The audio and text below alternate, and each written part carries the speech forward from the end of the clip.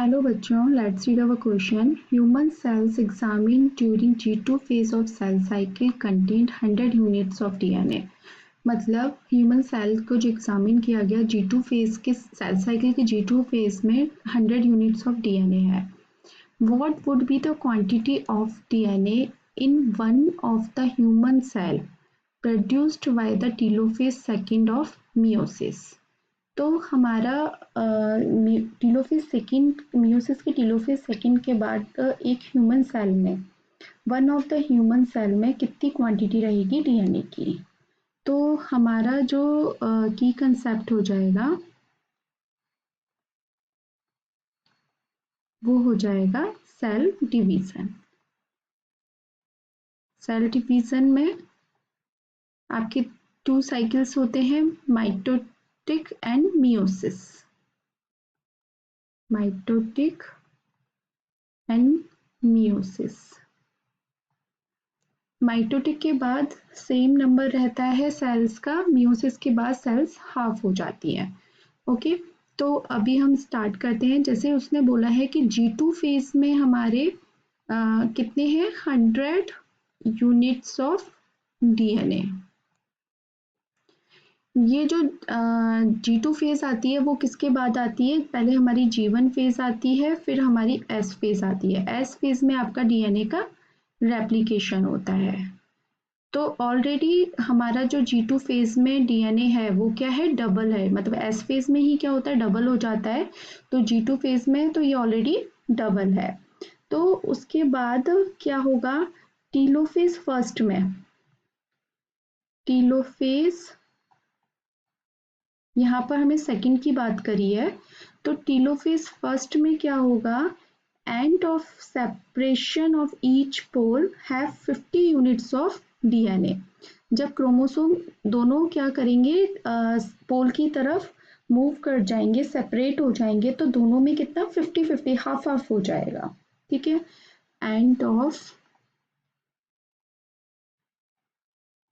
Separation each pole have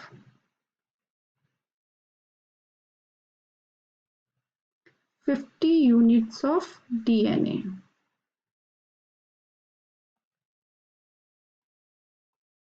ठीक है. उसके बाद मियोसिस जब सेकेंड होगा तो उसमें आपका सेम नंबर रहता है, तो उसमें सेम अमाउंट रहेगा,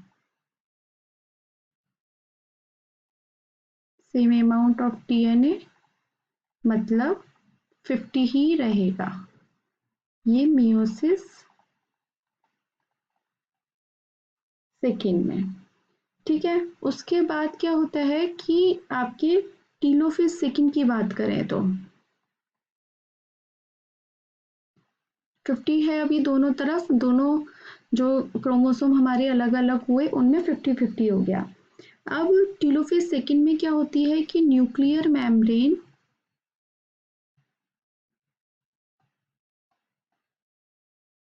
form around the set of chromosome, form around the set of chromosomes. उसके बाद ये क्रोमोसोम जब दोनों की तरफ न्यूक्लियर मेम्ब्रेन बन गई, उसके बाद फिर से क्रोमोसोम क्या करेंगे? मूव करेंगे अपोजिट पोल की तरफ. Chromosome reach the opposite poles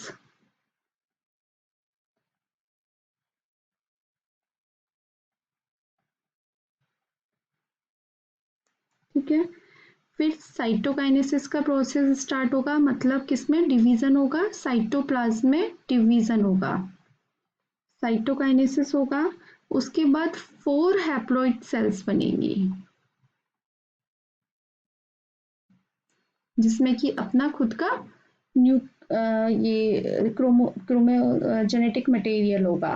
तो उसमें क्या, जब 100 थी उससे 4 बन गई, तो एक में कितनी रहेंगी? 25 in each cell. The number of chromosome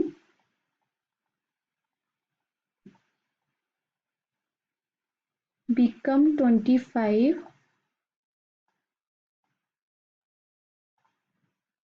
in each cell। ठीक है, तो हमारा क्या आंसर हो जाएगा 25।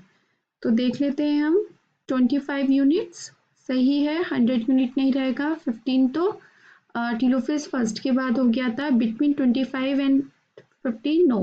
तो हमारा जो आंसर रहेगा 4 हैप्लॉइड सेल्स बन रही हैं, तो हमारा आंसर हो जाएगा 25 units, A, option A. I hope आपको ये आंसर समझ में आया होगा। Thank you so much, all the best.